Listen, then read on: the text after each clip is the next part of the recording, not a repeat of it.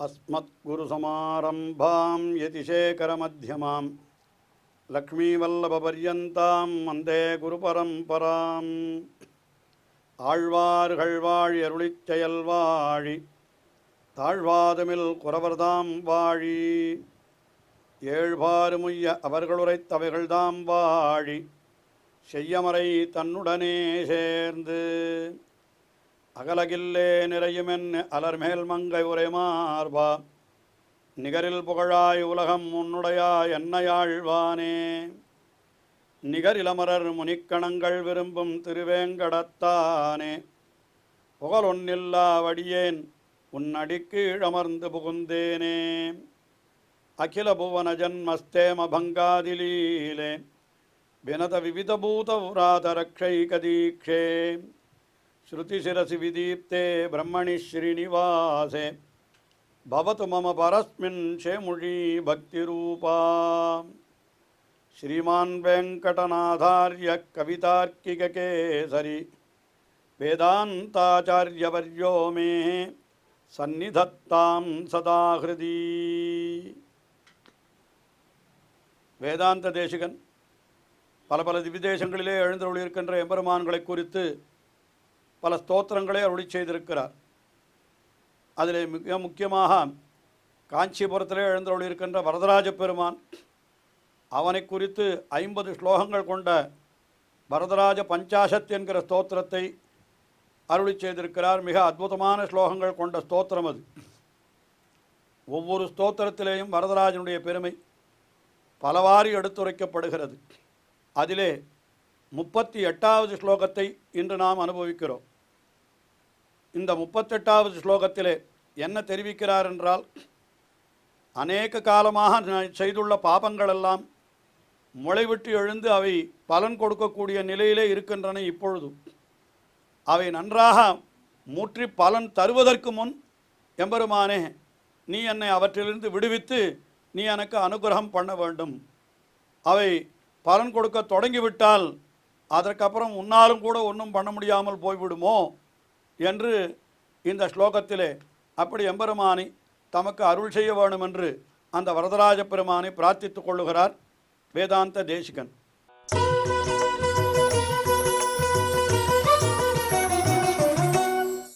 நிர்யந்திரணம் பரிணமந்தி நயாவதேதே நீரந்திர துஷ்கிருத பவா துரித பிரரோகாம் தாவன்ன சேத்வம் உபகச்சசி சார்ங்கதன்வா சக்யம் त्वयापि நகி வாரயித்தும் கரீஷா. இந்த ஸ்லோகத்திலே என்ன தெரிவிக்கிறார் என்றால், அத்திகிரி பெருமானே, நான் செய்த பாவங்களெல்லாம் நன்றாக முளைவிட்டு அப்படி வளர்ந்து கொண்டிருக்கின்றன என்று முதலிலே தெரிவிக்கிறார். அது என்ன சொல்லுகிறார்? நீரந்திர துஷ்கிருத பவா என்றால் நீரந்திர இடைவிடாமல் செய்யப்பட்ட பாபங்கள், இடைவெளியே இல்லாமல் தொடர்ந்து பாபங்களே செய்து கொண்டிருந்தேன் நான். அதிலிருந்து உண்டான என்ன ஆகியிருக்கிறது? இந்த துரித பிரரோகாக, இந்த பாபங்களினுடைய முளைகள் அவைகள் எப்படி இருக்கின்றன என்றால், அது என்ன ஆகியிருக்கின்றன? நிர்யந்திரணம் பரிணமந்தி நயாவத்து. நிர்யந்திரணம் பரிணமயதி என்னால் என்ன? அந்த பாபங்களினுடைய முளைகள் தடையே இல்லாமல் அது நன்றாக அப்படி பரிணமந்தி, நன்றாக பரிபக்குவமான நிலையை அந்த பாபங்கள் அடைந்து விட்டனவோ, யாவத்து ஏதே, அப்படிப்பட்ட காலம் என்னவோ அதற்கு முன்னாலேயே நீ பண்ண வேண்டும். தாவத்து நச்சேத்வம் உபகச்சசி, அப்பொழுது நீ உன்னுடைய சார்ங்க தன்வா, சார்ங்கம் என்னும் வில் இருக்கிறதே, அந்த வில்லிலிருந்து அம்புகள் அப்படி மழை போல பொழிந்தால் அது என்ன ஆகும் என்னால் அத்தனை முளைகளையும் அது அழித்து விடும். அதாவது சாதாரணமாக முளை விடுகிற காலத்தில் பெரிய மழை பெய்தது என்று வைத்துக் கொள்ளுங்கள். அந்த மழையில் இந்த பயிரெல்லாம் அடித்து கொண்டு போய் கடைசியில் என்ன ஆகும்? ஒன்றும் இல்லாமல் வீணாகத்தான் போய்விடும். இப்பொழுது என்னுடைய பாவங்களெல்லாம் நன்றாக அதாவது களைகளான பாபங்கள், பயிர் முளைத்தால் அப்பொழுது மழை பெய்யக்கூடாது. ஆனால் இந்த வெறும் களைகள் பொங்கி பயிரிட முடியாத நிலை இருக்கிறது பாருங்கள். அப்பொழுது மழை பெய்ந்து இந்த களைகள் அடித்து கொண்டு போனால் அது எல்லாருக்கும் சந்தோஷம்தானே. அதுபோல இந்த இடத்துல என்ன தெரிவிக்கிறார் என்றால், சார்ங்கம் உதைத்த சரமழை போல் என்று ஆண்டாள் அருளி செய்தாளே, அதுபோல இங்கே சொல்லுகிறார், தாவத்து நச்சேத்வம் உபகச்சசி சார்கதன்வா. ஒருவேளை அப்பொழுது ந உபகச்சசி சேத், நீ எனக்கு அந்த உன்னுடைய சார்கவில்லை எடுத்துக்கொண்டு அந்த முளைவிடுகின்ற பாபங்களை எல்லாம் நீ அழிக்கவில்லை என்றால், அது முளை விட்டுவிட்டால் சக்கியம் தொயா பினகி வாரைத்தும் கரீஷ, பின்னாலே உன்னாலே கூட அத்தையெல்லாம் ஒன்றும் செய்ய முடியாமல் போய்விடும். அதாவது சாதாரணமாக சாஸ்திரங்களில் என்ன சொல்லப்பட்டிருக்கிறது என்னால், பாபங்கள் பலன் கொடுக்க ஆரம்பித்து விட்டால், அதெல்லாம் பிராரப்தம் என்று பெயர் அதற்கு, அதை எம்பெருமானும் கூட தடுப்பதில்லை என்று சொல்லுவார்கள். ஏன்னா பிராரப்தத்தை தடுப்பது என்றால் ஒரு விஷயத்தை ஆரம்பித்து விட்டால் அதற்கு பிறகு அது தடுக்க முடியாது என்கிறது சாதாரணமாக உலக நியதி. சாதாரணமாக ஒரு வழக்கிலே கூட தடை கேட்டு செல்கிறார்கள் என்று வைத்துக் கொள்ளுங்கள். சாதாரணமாக இது ஒரு எளிதாக புரிவதற்காக இந்த உதாரணத்தை சொல்லுகிறேன் என்று கொள்ளுங்கள். ஒருவர் ஏதோ ஒரு சுவர் கட்டுகிறார், நம்முடைய இல்லத்திற்கு பக்கத்திலே ஒருத்தர் சுவர் கட்டுகிறார். அது நமக்கு ஏதோ கொஞ்சம் கஷ்டத்தை விளைக்கிறது. உடனே நாம் நீதிமன்றத்துக்கு செல்லுகிறோம். நீதிமன்றத்துக்கு செல்லுகிற பொழுது அவர் சுவர் கட்டுவதற்கு தடை வேண்டும் என்று நாம் நீதிபதியை கேட்கிறோம். அப்படி கேட்கிற பொழுதோ அந்த சுவரை கட்டி முடித்து விட்டிருந்தால் அதற்கு பிறகு தடை அவர் கொடுக்க முடியாது. கட்ட ஆரம்பித்து விட்டாலே கூட அவருக்கு சில சமயம் தடை கொடுக்க முடியாது.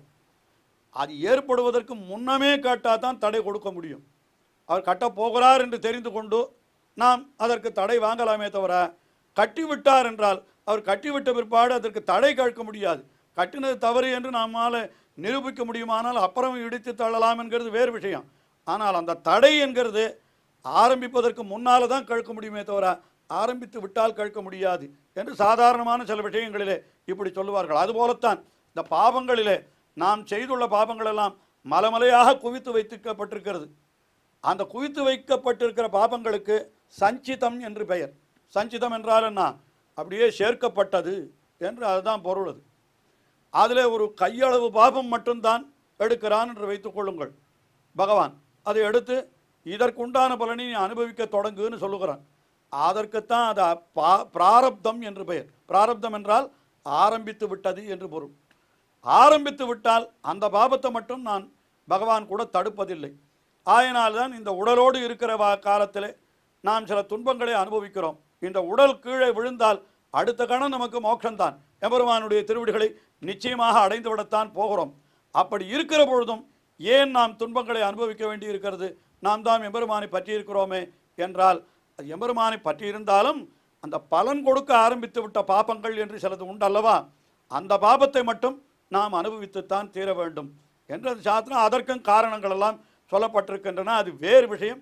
மிகவும் பெரிய விஷயம். விளக்குவது சிறிய நிகழ்ச்சியிலே விளக்குவது கடினம். ஆஹா, அந்த அந்த பாபங்களை நாம் அனுபவிக்கிறோமே, அதனால்தான் நமக்கு துன்பம் ஏற்படுகிறது. அதனால்தான் மிக உயர்ந்தவர்கள், பெரிய பக்தர்கள், மிகவும் ஒழுக்கசீலர்கள், அப்படி இருக்கிறவர்களுக்கும் சில சமயம் துன்பங்கள் ஏற்படும். அப்போ அவரை போய் கேட்பார்கள், உமக்கு கூடவா இப்படிப்பட்ட துன்பம்? நீர் இவ்வளவு ஒழுக்கசீலராயிற்றே என்று கேட்டால் என்ன செய்வது? எல்லாம் பிராரப்தம் என்று சொல்லுவார்கள். அதாவது இப்பொழுது ஒழுக்கசீலனாக இருக்கலாம், இதற்கு முன்பய பிறவிகளிலே செய்த பாபங்களிலே அந்த பலன் கொடுக்க ஆரம்பித்து விட்ட பாபங்கள் அதை தடுக்க முடியாதல்லவா என்று அதைத்தான் பெரியோர்கள் சொல்லுவார்கள். அது ஒரு விஷயம். ஆனால் இங்கே என்ன சொல்லுகிறார்? அப்படிப்பட்ட பாபங்களையும் நீ என்ன பண்ணணும்? அது முளைப்பதற்கு முன்னாலே உன்னுடைய சார்கம் என்னும் வில்லை ஏந்தி நீ எழுந்தருளி எல்லாவற்றையும் அழித்து விட வேணும் என்று அந்த பாவ முளைகளை வேறறுத்து தள்ளி அடியேனை காக்க வேணும் என்று இந்த ஸ்லோகத்திலே வேதாந்த தேசிகன் கேட்கிறார். அப்புறம் நீயே வந்தாலும் கூட அப்புறம் அவற்றை உன்னால் தடை செய்ய முடியாமல் போய்விடுமோ என்று தாவன்னச்சேத் துவம் உபகச்சசி சார்ங்க தன்வா. சார்ங்கவில்லோடு கூட நீ எழுந்தருளவில்லையானால், நீ வரவில்லையானால் அப்புறம் தொயாபி நகி வாரைத்தும் சக்கியம், உன்னாலும் கூட அது ஒருவேளை தவிர்க்க முடியாமல் போய்விடுமோ. ஆகையினாலே நீ அவனால் தவிர்க்க முடியாதது எதுவுமே கிடையாது, அது வேறு விஷயம். ஆனால் பாபங்களினுடைய கொடுமையை பார்க்கிற பொழுது நமக்கே பயம் ஏற்படுகிறது. பகவானே வந்தால் கூட நம்முடைய பாபத்தை ஒன்றும் செய்ய முடியாது போல் இருக்கிறது என்று அந்த அச்சத்திலே சொல்லுகிறார் என்றே நாம் சொல்லலாம். அடுத்தபடியாக 39வது ஸ்லோகம். இந்த ஸ்லோகத்திலே என்ன தெரிவிக்கிறார்? யமன் என்னை கடிய புருவங்களை நெரித்து கோரமான முகத்தை காட்டி என்னை பயமுறுத்துவதற்கு சித்தமாயிருக்கிறான், தயாராக இருக்கிறான். அதற்கு முன்னால் உன்னுடைய குளிர்ந்த தாமரை முகத்தை நீ எனக்கு காட்டிவிடு, உன்னுடைய கட்டாட்சங்கள் என் மீது விழட்டும் என்று அந்த எம்பெருமானை பிரார்த்தித்துக் கொள்ளுகிறார்.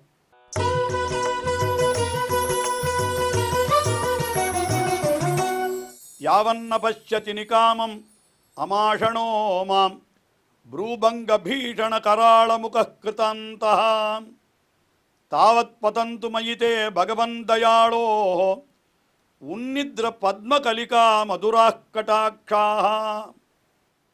யமனுடைய முகம், அது கடைசி காலத்தில் நம்ம யமன் அழைத்து செல்வதற்காக வருகிற பொழுது அவனுடைய முகத்தை பார்த்தாலே நம்மால் தரித்திருக்க முடியாது, அவ்வளவு பயத்தை உண்டாக்கும். அது எப்படிப்பட்டது என்னால், எம்பெருமான் எப்படிப்பட்டவன், கல்யாண குணமே உடையவனவன். அவனுக்கு நேர் எதிராக அந்த யமனை சொல்லுகிறார். அவன் எப்படிப்பட்டவன் என்னால், அவன் எப்படி இருக்கிறான் பாருங்கள். நிகாமம் அமர்ஷணா, மிகவும் கோபத்தை உடையவனவன். அதற்கு மேலே புரூபங்க பீஷண கராளமுக என்கிறார். புருபங்கம், பூர்வ நெறிப்புகள், அதை பார்த்தால் இன்னும் பயங்கரமாயிருக்கும். கராளமுக, மிகவும் கொடிய முகம். அந்த இப்படிப்பட்ட பயங்கர முகத்தை உடைய அந்த யமன், அவன் என்னை பார்ப்பதற்கு முன்னாலே என்கிறார். யமன் அந்த சமயத்தில் பார்ப்பதற்கு முன்னாலேயே பகவானுடைய கருணை பொழிந்து விட்டதானால் யமனும் ஒன்றும் செய்ய முடியாது, அவ்வளோதான். அதற்கு பிறகு யமன் என்ன செய்ய முடியும்? எம்பெருமானுடைய அடியவனிடத்தில் யமன் நெருங்குவதற்கே பயப்படுவனான். அவனே சொல்லுகிறான், ஸ்ரீவிஷ்ணு புராணத்திலே தெரிவிக்கப்பட்டிருக்கிறது. யமன் என்ன சொல்லியிருக்கிறான்? ஸ்வபுருஷம் அவிவீக்ய பாசஹஸ்தம் வததி யமக்கில தஸ்ய கர்ணமூலே பரிஹர மதுசூதன பிரபன்னான் பிரபுரம் அந்யன்ருணாம் ந வைஷ்ணவானாம். தன்னுடைய தூதர்களை பார்த்து சொன்னானாம், மதுசூதனனுடைய அடியவர்கள், பகவானுடைய அடியவர்கள் இருந்தால் அவர்களை நீங்கள் நெருங்காதீர்கள். மற்றவர்களுக்கு நான் யமன், ஆனால் அந்த அடியவர்கள், அவர்களுக்கு நான் அடியவன், அதனால் அவர்களை நீங்கள் நெருங்காதீர்கள் என்று யமன் சொன்னதாக அது விஷ்ணு புராண ஸ்லோகமே இருக்கிறது, ஸ்ரீ விஷ்ணு புராணத்தில். அதனால் யமன் என்னை பார்ப்பதற்கு முன்னாலே நீ என்னை கட்டாட்சித்து விட வேண்டும். அது வரதராஜ பெருமான், நான் பண்ணியிருக்கிற பாபங்களுக்கு யமன் தான் முதலிலே வருவான், எனக்கு தெரியும்.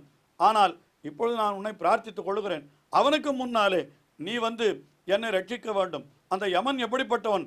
ப்ரூபங்க பீஷண கராளமுகம் என்று அவன் அப்படிப்பட்ட யமன்.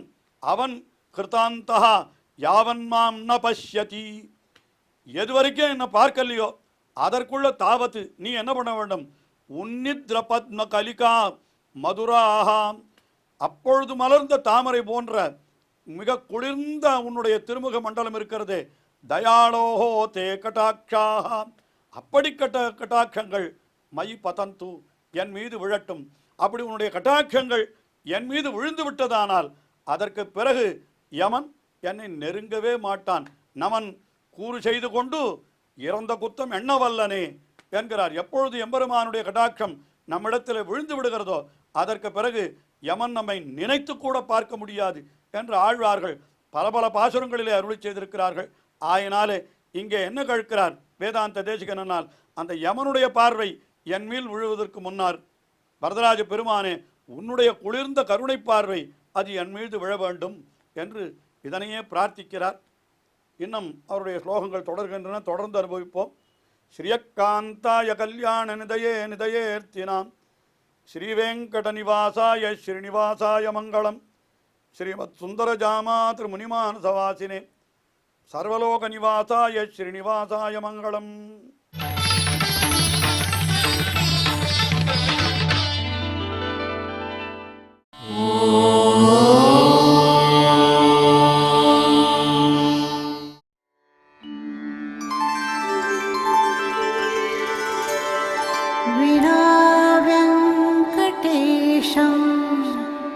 ननाथो ननाथः सदा वेङ्कटेशं स्मरामि स्मरामि.